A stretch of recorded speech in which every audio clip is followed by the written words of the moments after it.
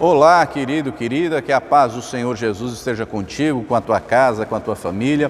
Vamos estudar mais uma aula do nosso curso gratuito de teologia.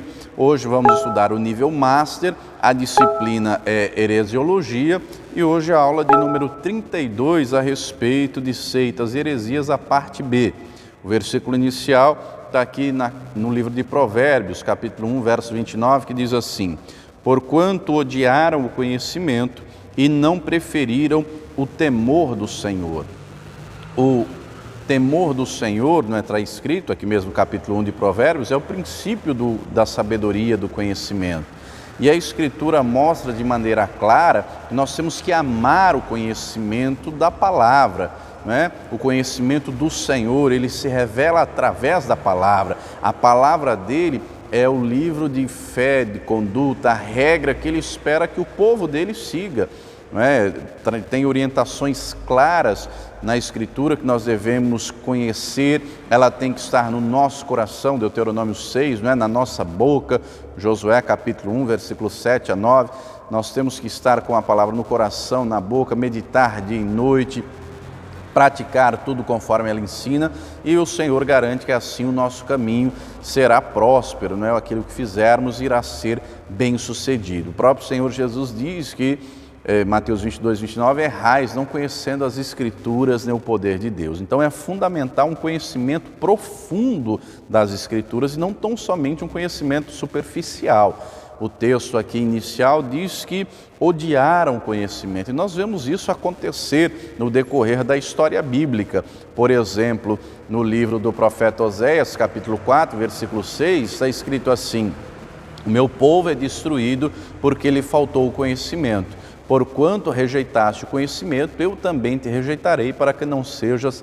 sacerdote na minha casa. O conhecimento de Deus tem que ser algo de valor no coração do homem e da mulher de Deus. Provérbios 4,18, o texto diz que a vereda do justo é como a aurora, que vai brilhando mais e mais até ser dia perfeito. Então imagine, não é, um sol nascendo, uma noite escura e o sol começando a clarear, clarear, clarear, até se tornar dia perfeito. Assim é a palavra de Deus na vida do homem e da mulher de Deus, não é? Tem que aumentar o conhecimento.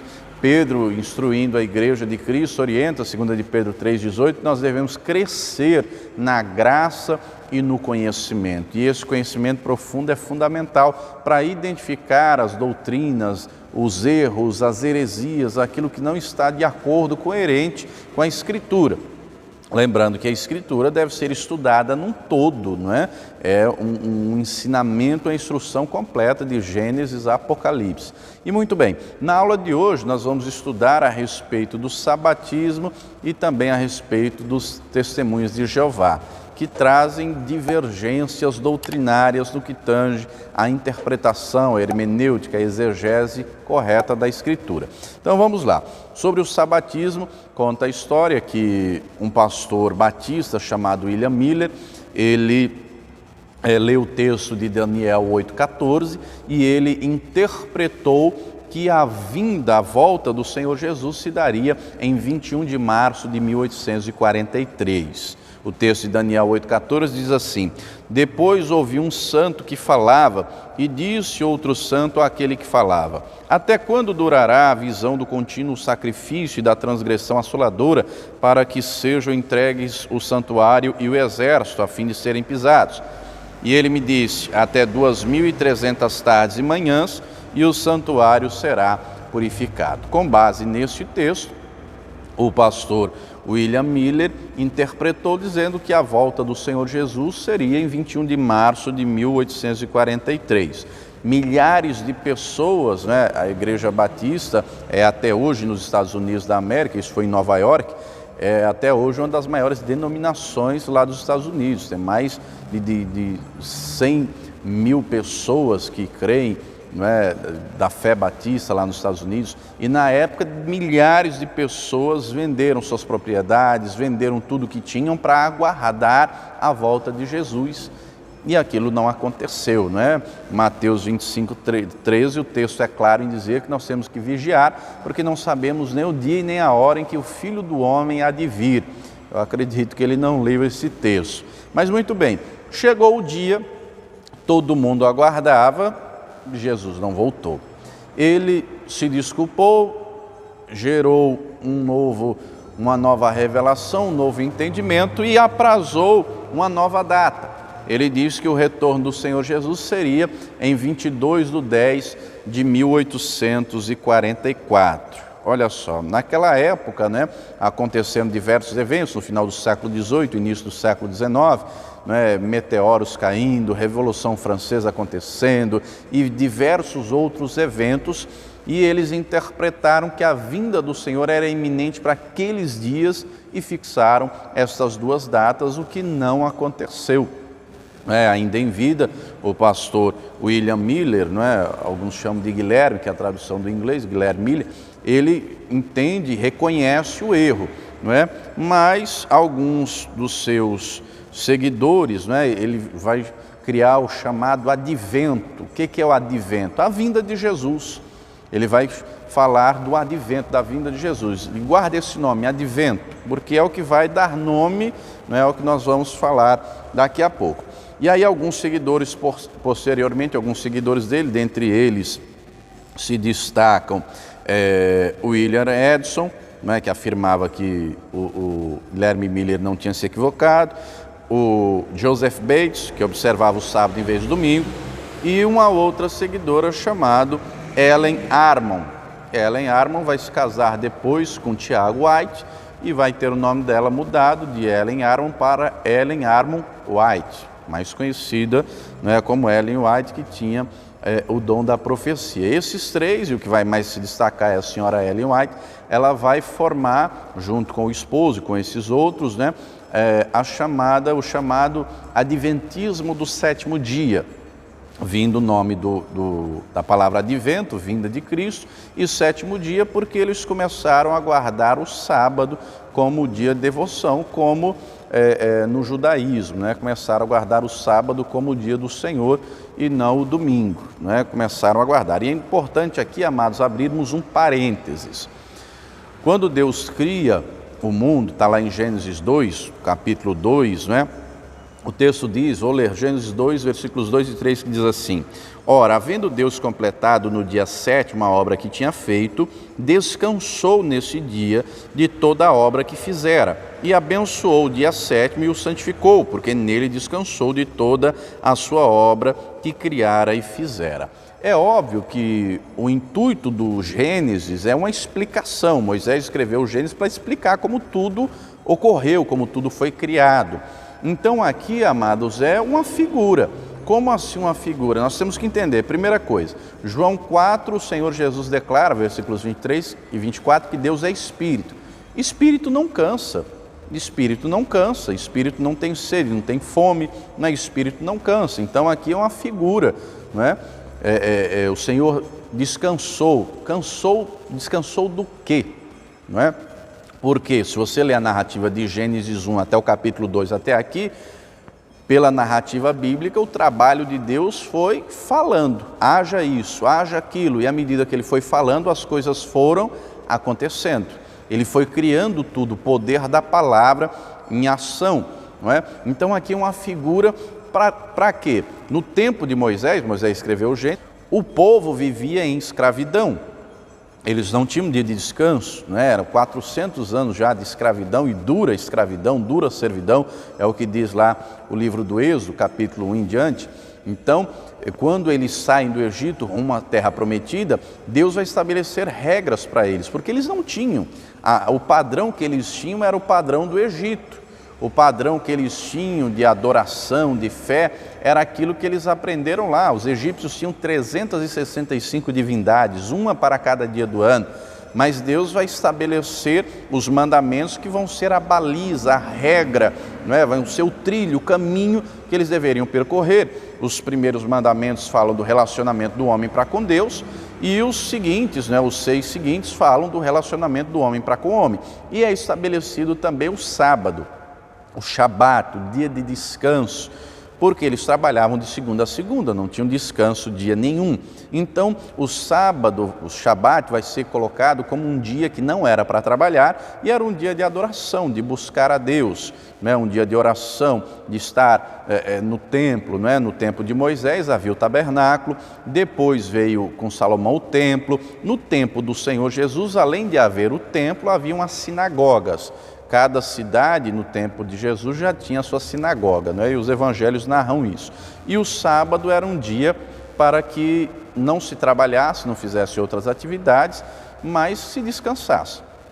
Na Escritura, o texto mostra que os fariseus eram extremamente legalistas na questão do sábado. E o próprio Senhor Jesus vai dizer: o Filho do Homem é Senhor até do sábado.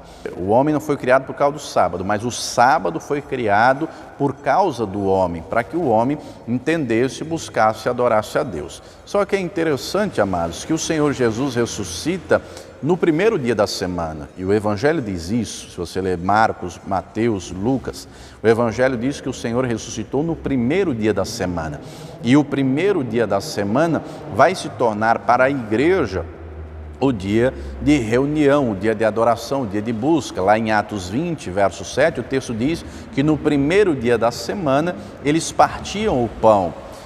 Em 1 Coríntios 16, o texto diz: no primeiro dia da semana, ponde à parte as ofertas que vocês vão recolher. Então a igreja primitiva colocava o primeiro dia da semana como dia de adoração, como dia de buscar ao Senhor, porque Jesus ressuscitou no primeiro dia da semana. Antes era um dia só que agora Jesus amplia para os 7 dias da semana, embora o domingo seja o dia que a maioria das pessoas não trabalham, estão de folga, enfim. Hoje nós temos os 7 dias para adorar a Deus. No tempo passado eles não tinham a Bíblia como nós temos hoje. Hoje a Escritura está à mão de todos, né? Todo mundo tem um exemplar em casa, você pode baixar um aplicativo aí no teu celular, e você vai ter 20 traduções só em português.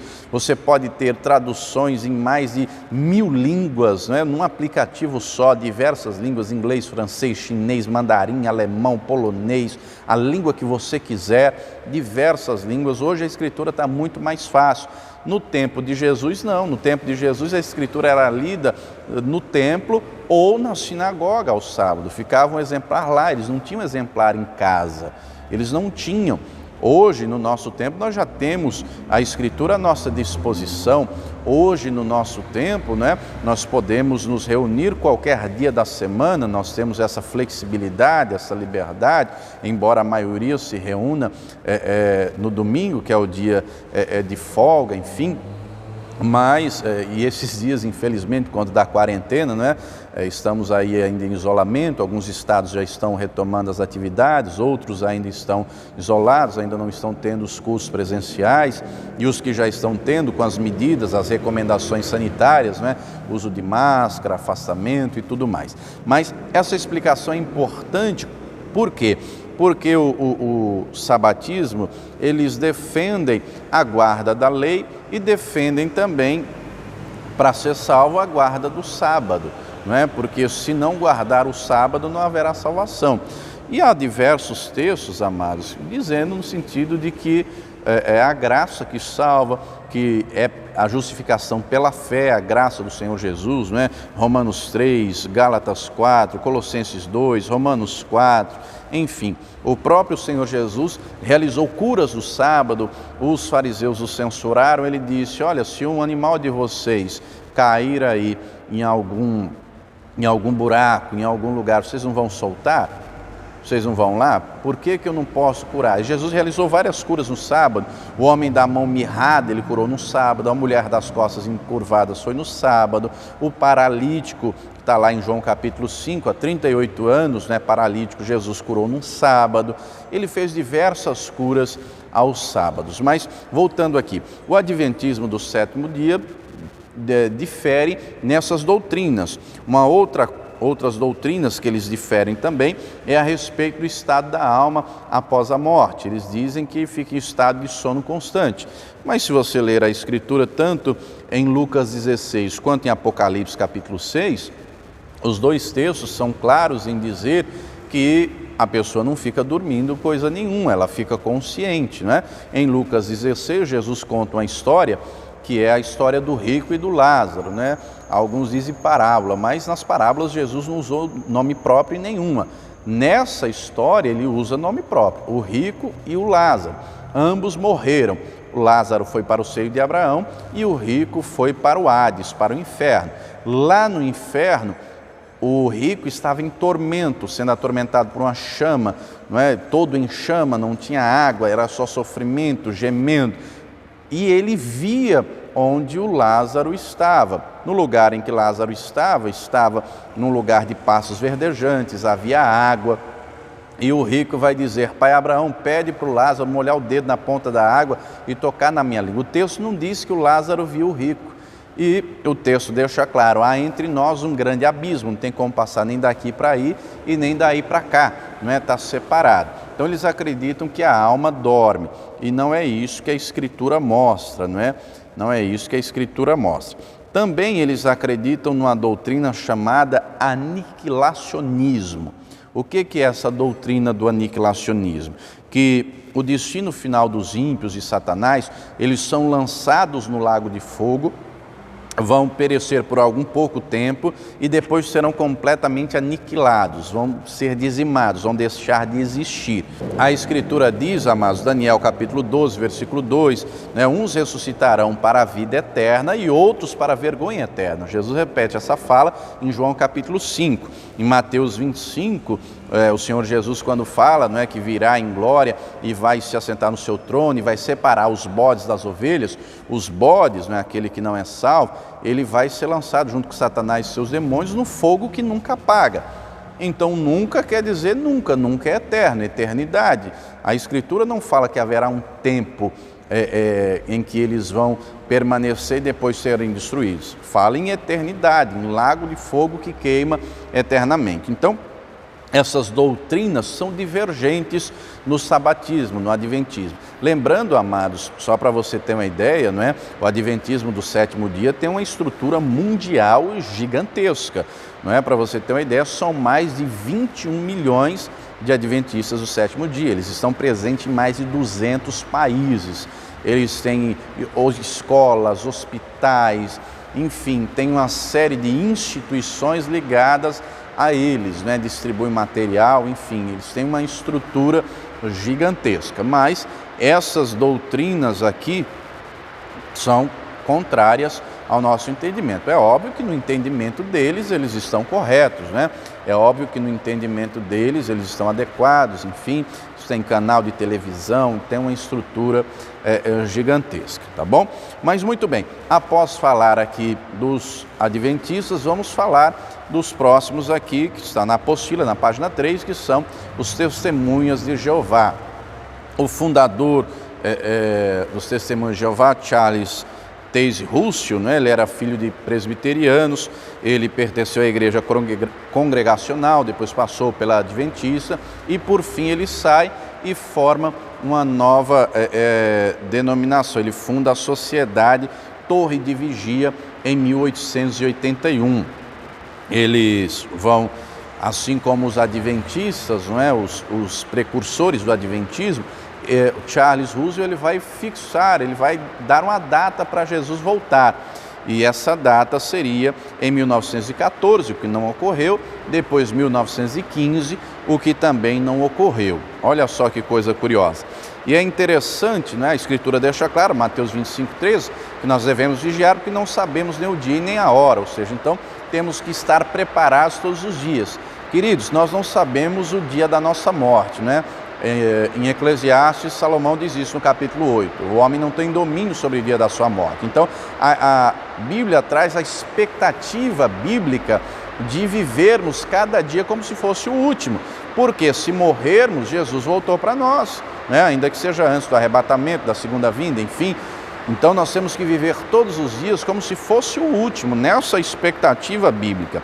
E é interessante, amados, que os testemunhas de Jeová, eles vão além. Charles Russell vai além do adventismo e olha um dos textos que ele publicou dizendo o seguinte, vou ler aqui para você, está no início da página 4 aqui da apostila, que diz assim: Os 6 tomos de estudos das Escrituras constituem praticamente a Bíblia. Ele fez estudos dele, interpretação dele, e ele vai dizer que esses estudos dele são praticamente a Bíblia. Continuando. Não são meramente um comentário acerca da Bíblia, mas praticamente a própria Bíblia. Não se pode descobrir o plano divino estudando a Bíblia. Se alguém coloca de lado os estudos, mesmo depois de familiarizar-se com eles, e se dirige apenas à Bíblia, dentro de 2 anos volta às trevas. Olha só. Ao contrário, se lê os estudos das Escrituras com as suas citações, ainda que não tenha lido sequer uma página da Bíblia, ao cabo de 2 anos estará na luz. Olha só que coisa. Então, tanto eles quanto o Adventismo, a senhora Ellen White, ela vai escrever vários livros, se não me engano, em torno de 24 livros, ela escreve O Grande Conflito e escreve outros livros também, não é? E um dos ensinamentos da senhora Ellen White é que Deus deixou revelações que vão além da Bíblia. Há um conhecimento além da Bíblia que é necessário adquirirmos. E esse entendimento, queridos, é perigoso, porque tudo aquilo que nós precisamos saber está revelado na Escritura, na Palavra de Deus. Ela é a nossa regra de fé e de conduta. Deuteronômio 29, o texto diz assim: as coisas reveladas, aliás, as coisas encobertas são para o Senhor nosso Deus, as reveladas são para nós e para nossos filhos, para guardarmos todas as palavras desta lei. Então, tudo o que nós precisamos saber, Deus já revelou na Escritura. Então, crer que há um conhecimento além da Escritura é perigoso. Já houveram na história outros entendimentos nesse sentido, como, por exemplo, o gnosticismo, que os apóstolos enfrentaram, não é? Pedro, João, Paulo enfrentaram a questão do gnosticismo, em que eles alegavam que tinham conhecimento de Deus superior ao das Escrituras. Isso é muito perigoso. Os testemunhas de Jeová, com esse entendimento, menosprezam a Escritura e vão além, né, achando que tem um conhecimento maior. E eles não escreveram só livros, eles chegaram até mesmo a criar a própria tradução deles da Escritura. Na minha mini biblioteca, eu tenho algumas Bíblias, tenho alguns livros, entre eles tem o Alcorão, tenho o Evangelho do Allan Kardec, tenho o livro de Mormons, né, e tenho também esta tradução aqui, ó. Olha só, tradução do Novo Mundo das Escrituras Sagradas. Esta tradução aqui é a tradução dos Testemunhas de Jeová. Dentre outras coisas, eu vou apontar só algumas para sermos breves, né, para não demandar muito tempo. Aqui na Bíblia dos Testemunhas de Jeová, aqui o capítulo 8 já começa no versículo 12. Será que dá para vocês verem aí, ó? O capítulo 8 de João, do Evangelho de João, já começa no versículo 12, ou seja, eles tiraram os versículos de 1 a 11, tiraram da Escritura. Os versículos de 1 a 11 é aquela situação quando aquela mulher supostamente em ato de adultério é pega e levada até o Senhor Jesus, jogada aos pés dele, e os fariseus já estão com as pedras na mão para atirar, e Jesus vai dizer: quem tiver sem pecados, que atire a primeira pedra. Eles simplesmente tiraram esse texto, já começa no versículo de número 12. Vou lhe mostrar uma outra coisa. No livro de Atos dos Apóstolos, capítulo 8, o versículo 37 tem um traço, cadê? Ó? Dá para ver aqui, ó. Do 37 é um traço e já vai para o 38. Não tem o versículo 37, não tem a redação, porque no 37 é o eunuco dizendo a Filipe: eu creio que Jesus é o Cristo. Olha só, eles mexeram aqui, adulteraram várias partes da Escritura, sem contar que já começa aqui do título, tradução do Novo Mundo. Mundo na Escritura, amados, representa um sistema pecaminoso, um sistema maligno. Jesus chama Satanás de o príncipe deste mundo, não é? Que governa o mundo com influência maligna, governa no sentido de trazer influência maligna. Então, a Bíblia dele já diz tradução do novo mundo. Que mundo é esse? Que coisa é essa? Não é? Que novo mundo é esse? A palavra é uma só, Deus é um só. Então, eles mudaram. Vou lhe contar algo que aconteceu comigo alguns anos atrás. Isso já tem aí mais ou menos, aproximadamente uns 10 anos. Eu estava em casa um belo dia e tocaram a campainha da minha casa. E eu desci para atender, eu fui até o portão para atender. E quando eu lá cheguei, 2 homens muito bem vestidos, muito bem trajados, e se identificaram, era 7 da manhã, disseram bom dia. Eu falei, bom dia, você tem 1 minuto? Eu falei, tenho. Posso falar de Deus para você? Eu falei, pode. Aí pegaram assim uma literatura e estava escrito assim na literatura, qual o seu destino eterno? Aí o cidadão pegou aquela literatura e disse, você sabe para onde vai após a morte? Eu disse, sei. E aí eu não falei, sou pastor, sou formado em teologia, sou advogado, disse nada disso, sou professor de teologia, pastor da igreja, disse nada disso. Eu só respondi a pergunta. Ele perguntou, você sabe para onde vai após a morte? Eu falei, sei. E ele, para onde? Eu falei, vou para a glória, vou para o céu, vou estar com Deus por toda a eternidade. E eles não acreditam nessa doutrina, nesse entendimento. Eles acreditam que o paraíso será aqui na terra.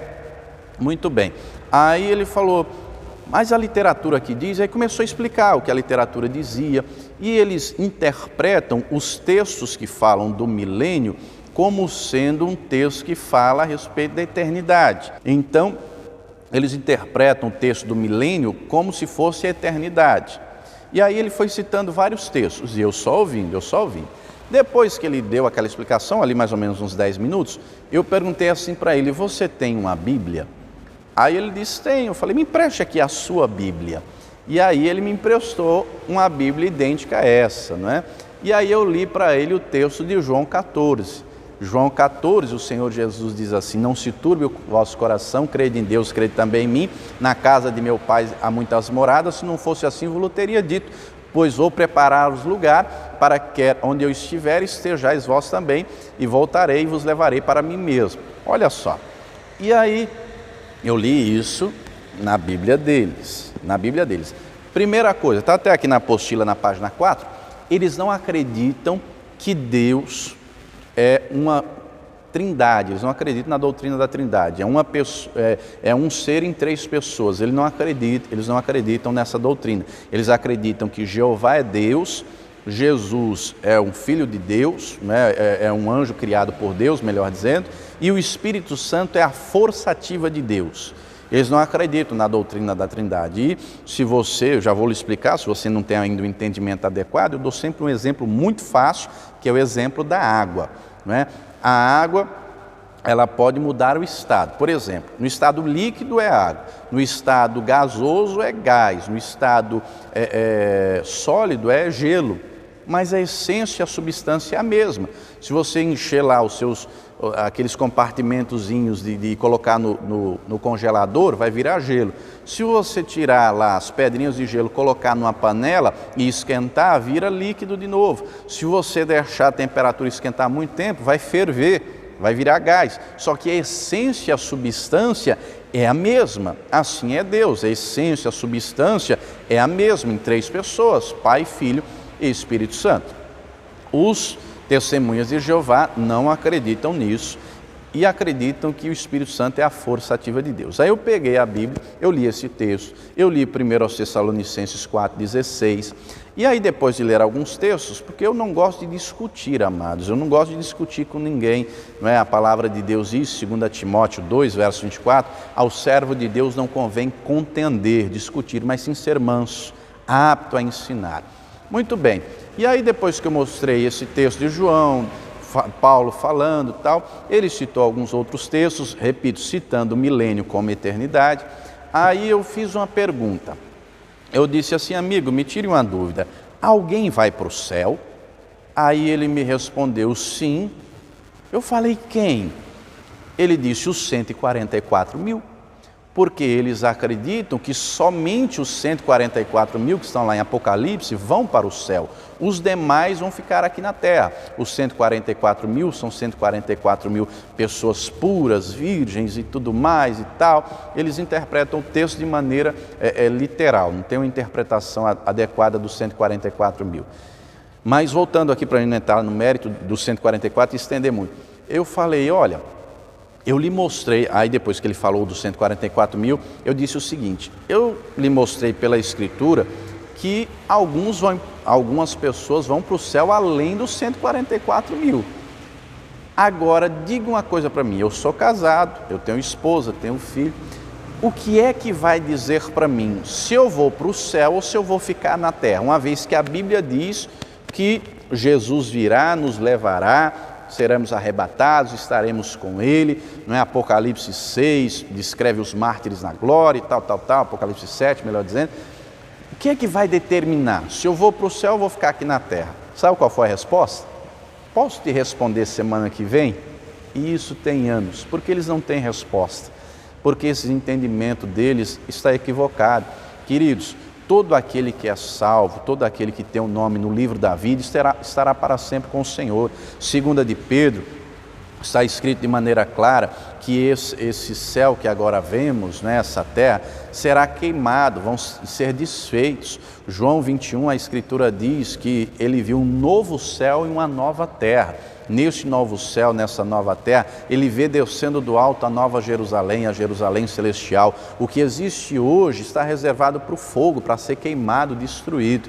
Haverá um novo céu, uma nova terra, e aí todos habitaremos juntos com o Senhor, não haverá mais nem dia nem noite, vai ser um ambiente completamente espiritual. 1 Coríntios 15:50, o texto diz que carne e sangue não herdam o reino de Deus, nós seremos transformados num corpo glorificado, um corpo espiritual, não é? Jesus disse lá, Mateus 22, respondendo aos saduceus, que na ressurreição ninguém nem se casa nem se dá em casamento, mas todos serão como os anjos de Deus, ou seja, corpo espiritual, corpo transformado, corpo glorificado, não haverá mais a suscetibilidade do pecado, porque não vai mais existir pecado, vai ser só alegria e felicidade. Então, é importante, não é, entendermos a Escritura. E eu vou ler aqui dois textos que estão aqui na apostila para nós encerrarmos a aula. O primeiro, não é, deixa eu ler a citação, diz assim: só por serem criados por falsos profetas, que supostamente previram mais de uma vez a segunda volta de Cristo, os adventistas e testemunhas de Jeová já estariam condenados pelas Santas Escrituras, porque diz assim, o primeiro texto: porém o profeta que tiver a presunção de falar alguma palavra em meu nome, que eu não lhe tenha mandado falar, ou que falar em nome de outros deuses, esse profeta morrerá. E se disseres no teu coração, como conhecerei a palavra que o Senhor não falou? Quando o profeta falar em nome do Senhor e essa palavra não se cumprir, nem suceder assim, esta é a palavra que o Senhor não falou. Com soberba falou aquele profeta, não tenhais temor dele. Deuteronômio 18, 20 a 22. Apocalipse 22, 18, 19 diz assim: porque eu testifico a todo aquele que ouvir as palavras da profecia deste livro, que se alguém lhes acrescentar alguma coisa, Deus fará vir sobre ele as pragas que estão escritas neste livro. E se alguém tirar quaisquer palavras do livro dessa profecia, Deus tirará a sua parte da árvore da vida e da cidade santa que estão nesse livro. Olha só, queridos, de acordo com o conteúdo que nós estudamos, essas doutrinas várias que falamos estão completamente equivocadas. Possa ser, não sei, não sabemos, que lá no início, quando eles começaram, os precursores, como citamos há pouco, eles podem ter pensado estar fazendo a coisa certa do jeito certo, só que nós vimos que não. Uma coisa nos testemunhas de Jeová que me chama muita atenção, queridos, e que às vezes eu tenho certa vergonha da igreja evangélica, quando eu digo igreja evangélica, eu digo de maneira geral, sabe o que é?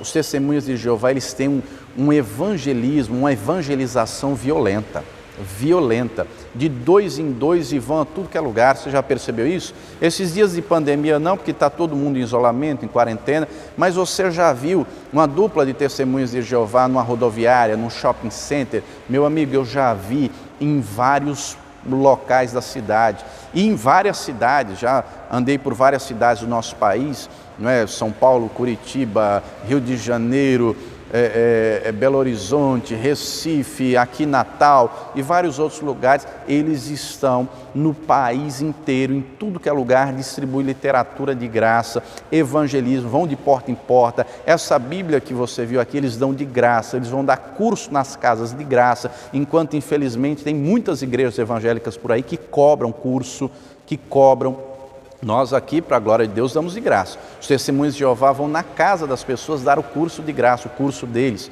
Olha só, e vão e fazem, e já são treinados, instruídos para isso, para esse estilo de evangelização. Enquanto tem muita gente que diz ser homem de Deus, mulher de Deus, conhecer a verdade da palavra, então não move um dedo, não move uma palha para evangelizar, para compartilhar o conhecimento que Deus lhe deu. Muitos até cobram para pregar, cobram para louvar. Querido, querida, eu estou falando isso para que haja um despertamento de entendimento. Nós estamos na iminência do fim, nós temos que nos preparar, nós temos que viver a verdade do Evangelho e dispor o coração a dividir com os outros. Como o texto lá no livro de Êxodo, quando fala do tabernáculo, né? Deus diz a Moisés que escolheu a Bezalel e a Oliabe, e o Espírito do Senhor vai os encher de sabedoria, de entendimento para trabalhar, tal, e diz assim: e vai dispor o coração deles para ensinar aos outros. O homem de Deus, a mulher de Deus, que é cheia do Espírito Santo, tem o coração disposto a ensinar os outros. Esse curso de teologia existe porque um dia o Espírito Santo incomodou o pastor João Ribe Palharim para que ele dividisse com os outros o conhecimento que ele tinha, além das pregações, não é? Porque as pregações assistem as pessoas que iam presencialmente, ou que assistiam pela TV e tal. O Espírito Santo o incomodou para que ele desse esse curso para várias outras pessoas. Nós temos alunos hoje, queridos, das mais diversas denominações, alunos que são, eu tenho alunos aqui no curso matriculados que são pastores, bispos, missionários, evangelistas de outras igrejas, de outras denominações, porque o curso não é só aqui para os membros da Paz e Vida, vários outros, porque um dia Deus colocou no coração do pastor João Ribe Palharim dividir, compartilhar esse conhecimento. Mateus 10:8, o Senhor Jesus diz: de graça recebei, de graça dai. Espero em Deus que este conhecimento que você está recebendo de graça, o Espírito Santo também te incomode para compartilhar com outros, para dividir o entendimento, o conhecimento da palavra. Amém? Espero que esta aula tenha te abençoado, tenha contribuído para o teu crescimento espiritual. Vou ficando por aqui, tá bom? Que Deus te abençoe, abençoe a tua casa, a tua família. Se você ainda não é inscrito aqui no canal, clique aí no botãozinho vermelho de se inscrever. Ative o sininho das notificações para receber as próximas aulas quando eu postar. E se você gostou, deixa aí o teu joinha, o teu like, deixa aí também o teu comentário, aquilo que você gostou, que você aprendeu, que Deus falou com você, tá bom? E você também é nosso convidado para se tornar um pregador do telhado. Pregadores do telhado são aqueles que contribuem financeiramente para manter a obra de Deus, a evangelização, não é? Os canais, meios de comunicação. E você também é convidado, você não é obrigado, é convidado a se tornar um pregador do telhado. É muito fácil, basta fazer a sua doação. Vou te dar agora esse importante recado, de passar os números das contas aqui da Paz e Vida, e o Espírito Santo tocando no teu coração, contribua, se torne um pregador do telhado, tá bom? Assista agora esse importante recado. Deus te abençoe e viva o Senhor Jesus. Você também é nosso convidado a se tornar um pregador do telhado. Os pregadores do telhado são aqueles que contribuem com essa obra, para que esse curso de teologia, esse curso gratuito de teologia aconteça. Você também é nosso convidado a se tornar um pregador do telhado. São aqueles que fazem doações, não é? Você pode doar depositando a tua oferta no Banco Bradesco, agência 1074, conta 35333, dígito 7. Vou repetir, agência 1074, conta 35333, dígito 7, isso no Banco Bradesco. Você também pode contribuir através do Banco Itaú. No Banco Itaú, agência 0355, a conta é 07777, dígito 7. Vou repetir, Banco Itaú, agência 0355, conta corrente 07777, dígito 7. Se você precisar, o CNPJ da Paz e Vida é, anote aí, 52844-412, 1000 ao contrário, 01. Vou repetir, o CNPJ da Comunidade Cristã Paz e Vida, 52844-412, 1000 ao contrário, 0. A Escola Superior de Teologia João Ribe Palharim é mantida pela Comunidade Cristã Paz e Vida. Então, torne-se um pregador do telhado. Hoje é muito fácil, né? Você tem aí um celular, um notebook, um tablet, está aí na tua mão, você pode fazer a doação, pode contribuir, e eu tenho plena certeza que o Senhor nosso Deus vai te recompensar abundantemente. Amém?